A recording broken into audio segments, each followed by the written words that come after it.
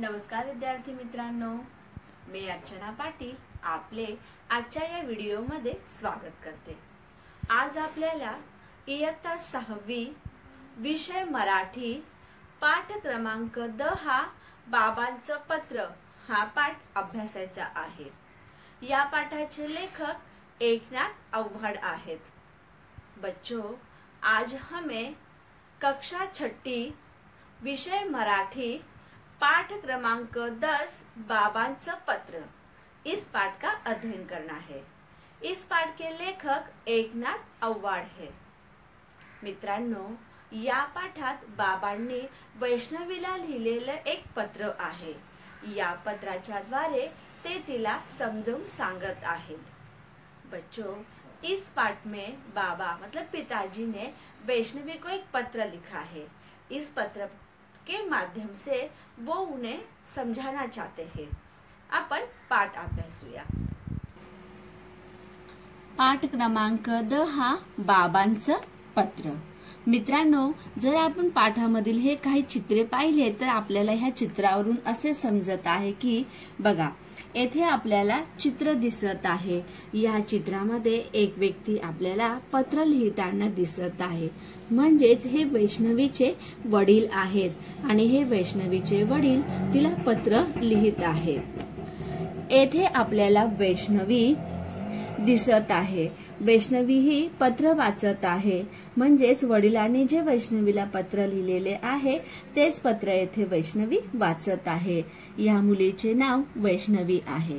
देखो बच्चों, अभी हम लोगों ने यहाँ पे 2 चित्र देखा है। ये पहले चित्र जो हमने देखा है, यहाँ पे वैष्णवी के वडील मतलब पिताजी उसे पत्र लिख रहे हैं। देखो, दिख रहा है ना सबको।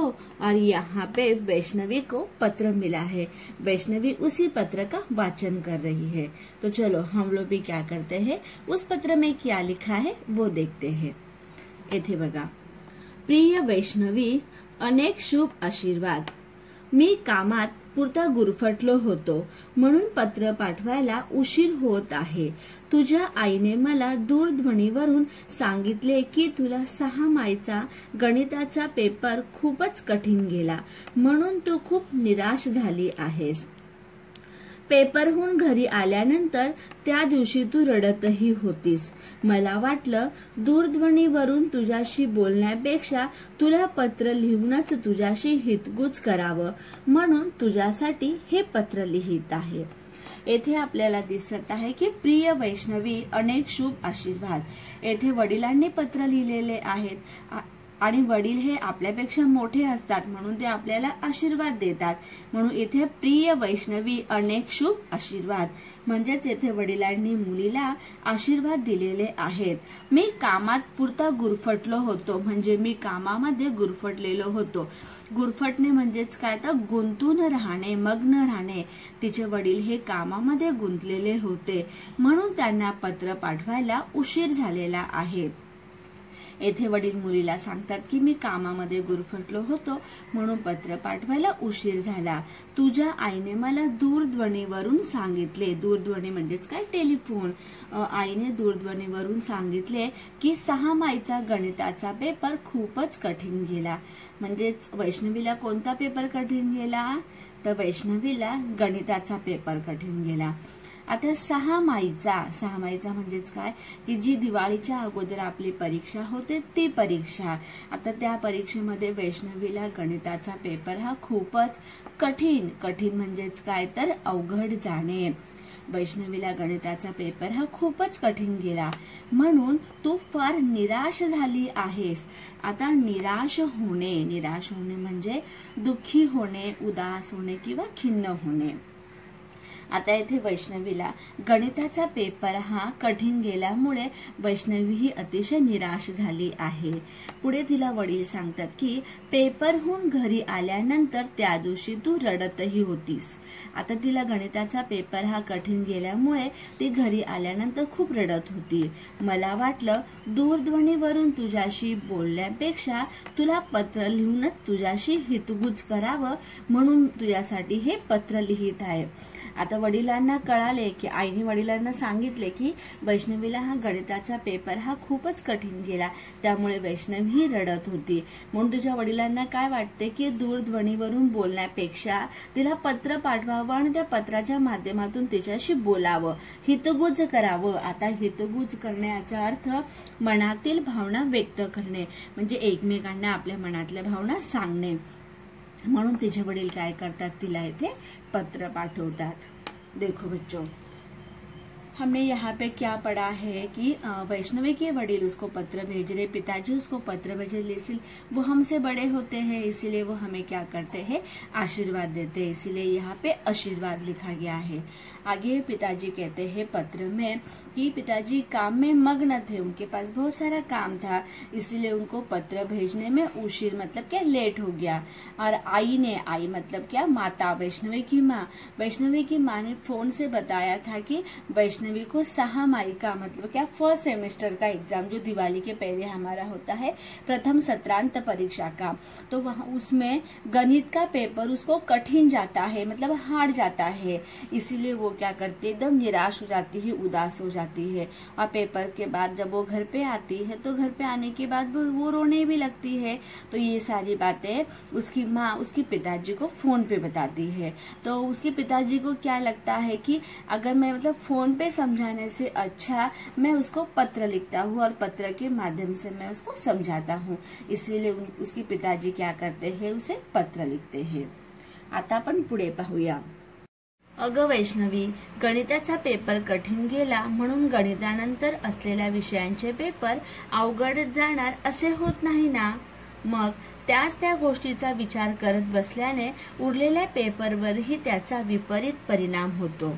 अगं, एखाद्या विषयात गुण कमी पडले तर याचा अर्थ आपण आयुष्यात अपयशी झालो असे नाही. तुला सांगतो, गणिताशी तू मैत्री कर, मग बघ गंमत या विषयाची. तुला मुळीच भीती वाटणार नाही. गणितातील संकल्पना, संबोध, क्रिया तू नीट समजावून घे. उदाहरणे सोडवण्याचा चांगला सराव कर. हा विषय लवकरच तुझा लाडका होईल, हे अगदी नक्की. येथे वैष्णवीला बाबा समजवताना सांगतात की गणिताचा पेपर कठीण गेला म्हणून. आता तिला गणिताचा पेपर कठीण गेलेला आहे, त्यामुळे ते वडील तिला सांगतात की गणिताचा पेपर कठीण गेला, पण त्याच्यानंतरचे उरलेले पेपर कठीणच जातील किंवा अवघडच जातील असे होत नाही.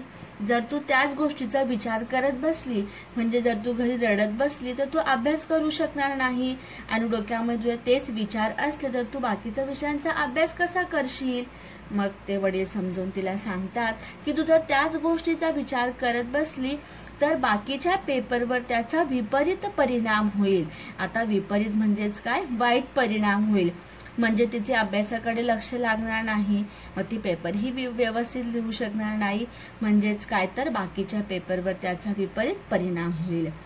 पुढे वडील समजवताना तिला सांगतात की अगं, एखाद्या विषयात गुण कमी पडले तर याचा अर्थ आपण आयुष्यात अपयशी झालो असे नाही. बघा, जर एखाद्या विषयामध्ये आपल्याला गुण कमी पडले तर काय आपण अपयशी होतो का, नाही. जर आपण दुसऱ्या विषयामध्ये जास्त अभ्यास केला आणि जास्त मार्क पाडले तर आपले आपोआप पर्सेंटेज वाढतात, म्हणजेच काय आपण आयुष्यामध्ये अपयशी होतो का, नाही. हेच तिला तिचे वडील समजावून सांगत आहेत. ते पुढे तिला काय सांगतात की तू गणिताशी मैत्री कर. आता मैत्री कर याचा अर्थ काय, म्हणजेच काय, जे गणितातील उदाहरणे आहेत तू ती रोज सोडवण्याचा प्रयत्न कर. ते तू रोज सोडव, म्हणजेच तू काय कर, गणिताशी मैत्री कर. मग बघ गंमत या विषयाची. मग बघ तू या विषयाची गंमत, म्हणजेच काय, तुला हा विषय एकदम सोपा जाईल आणि तुला त्याची भीती वाटणार नाही. भीती वाटणे म्हणजेच काय, भय वाटणे. मग काय होईल, तुला ह्या विषयाची भीती वाटणार नाही. गणितामधील ज्या संकल्पना आहेत, संकल्पना म्हणजेच काय, संज्ञा, ज्या संकल्पना आहेत, संबोध म्हणजे मूळ रचना, आणि क्रिया म्हणजेच काय, गणितातील रीत, पद्धत तू नीट समजावून घे.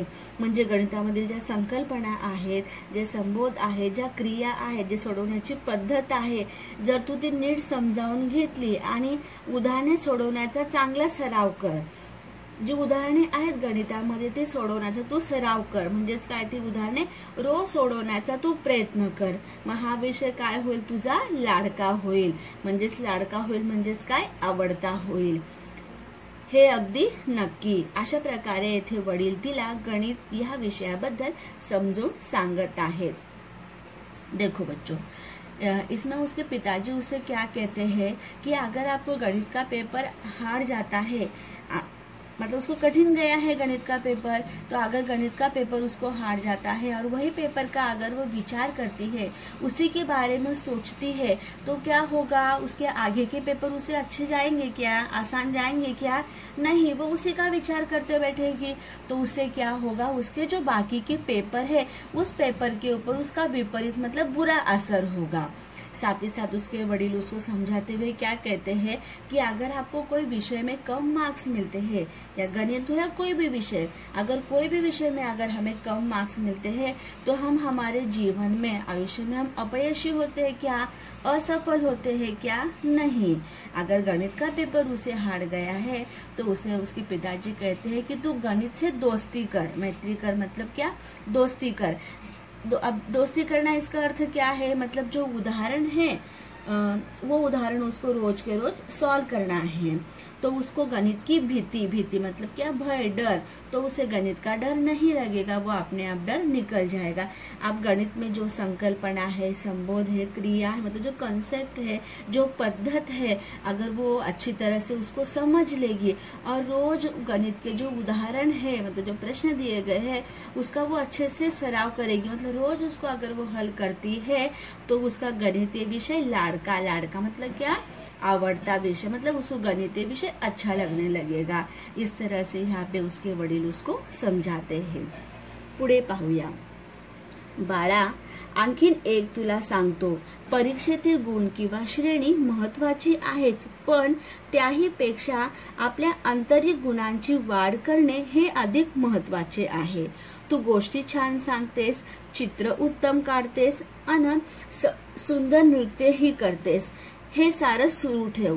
तुझ्या आईने सांगितले की हल्ली तू याकडे फारसं लक्ष देत नाहीस. या कला आपले जीवन सुंदर करतात आणि आपलं व्यक्तिमत्वही फुलवतात.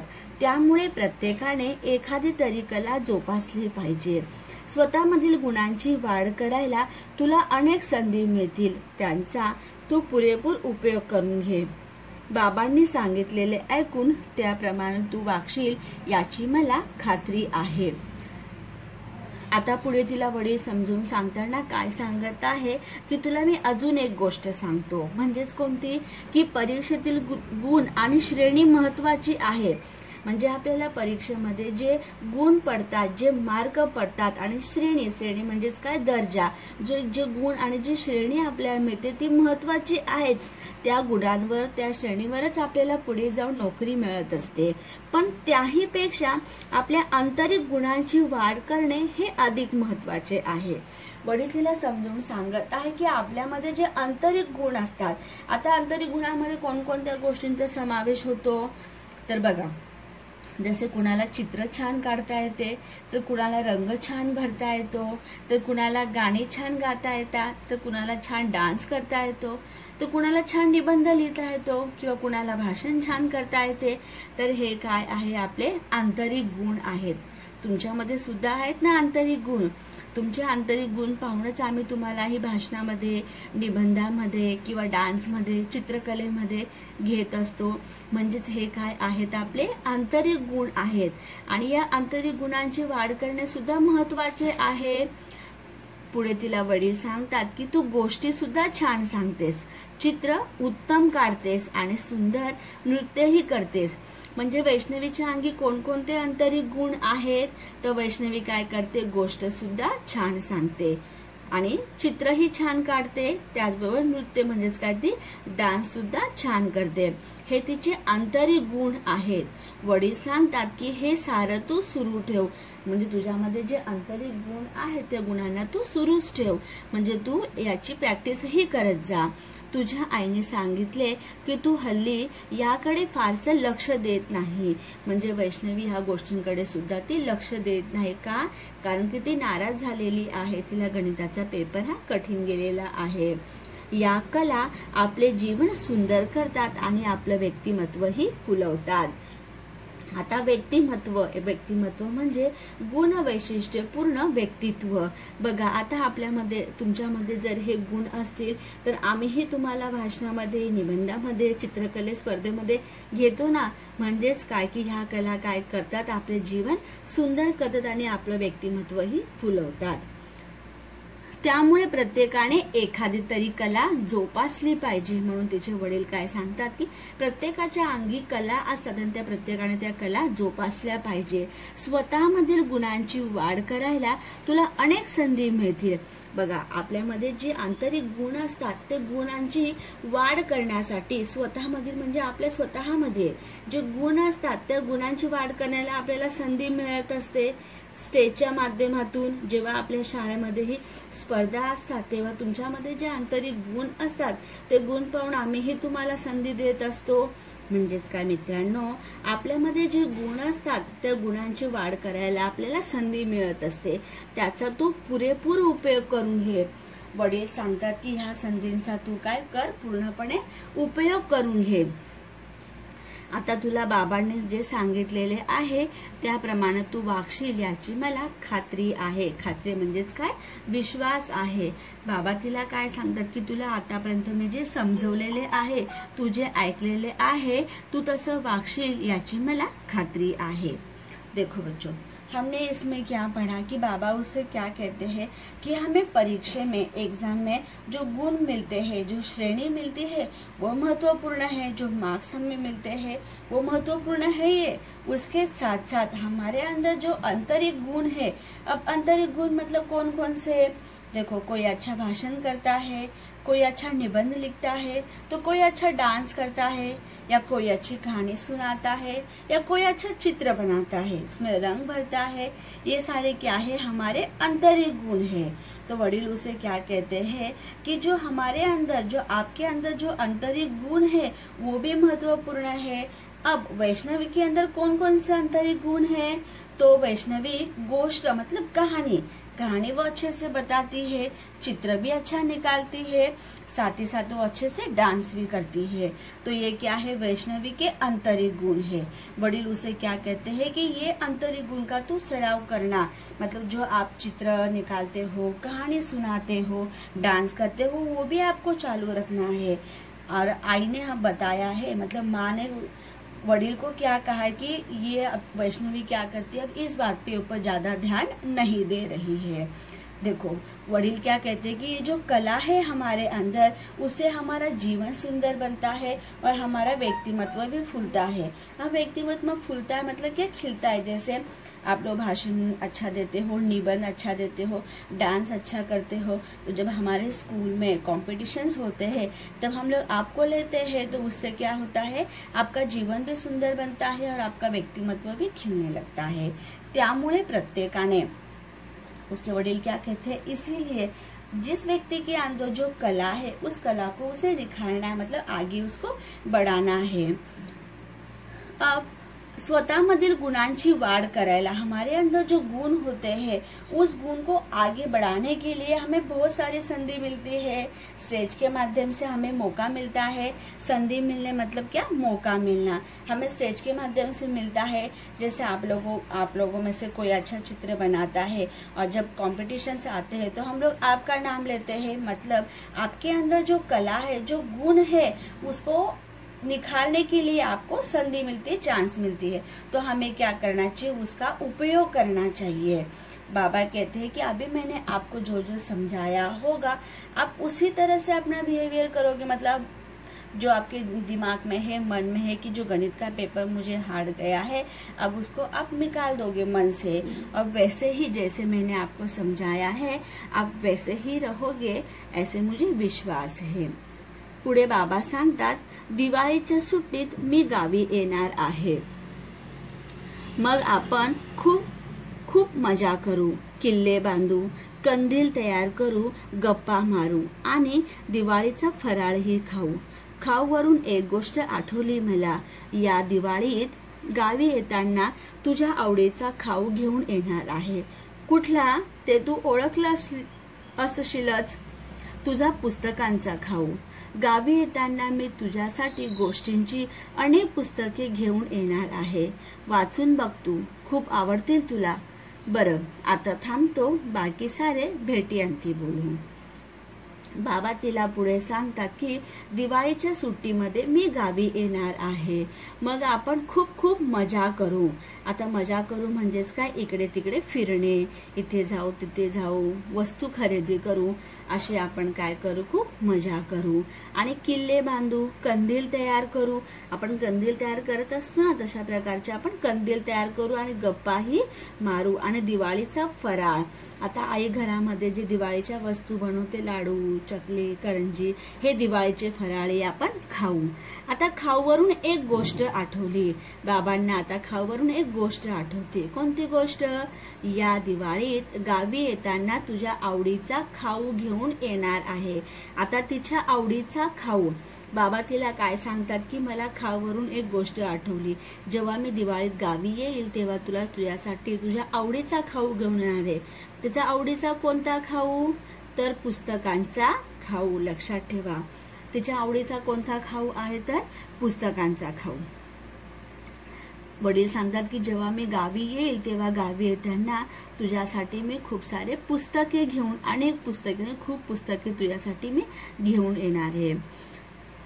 तुझ्या ती पुस्तकं वाचशील तेव्हा तुला ती पुस्तके खूप आवडतील. बरं, आता थांबतो. अशा प्रकारे येथे तिला बाबा समजवत आहेत आणि पुढे सांगतात की बाकी सारे भेटी अंती म्हणजेच भेटल्यावर. आता बाकी आपल्याला जे काही बोलायचे आहे ते सर्व आपण भेटल्यावर बोलू. छोटे तुझे बाबा. देखो बच्चों, हमने इसमें क्या पढ़ा कि बाबा उसे क्या कहते हैं कि दिवाली की छुट्टी में मैं गांव आने वाला हूँ, और जब मैं गांव आऊँगा तो हम लोग क्या करेंगे, बहुत मजा करेंगे, बहुत घूमेंगे, किले तैयार करेंगे, कंदील तैयार करेंगे, साथ ही साथ हम लोग बहुत सारी बातें करेंगे. गप्पा मारने मतलब क्या, बात करना. बहुत सारे हम लोग बातें करेंगे.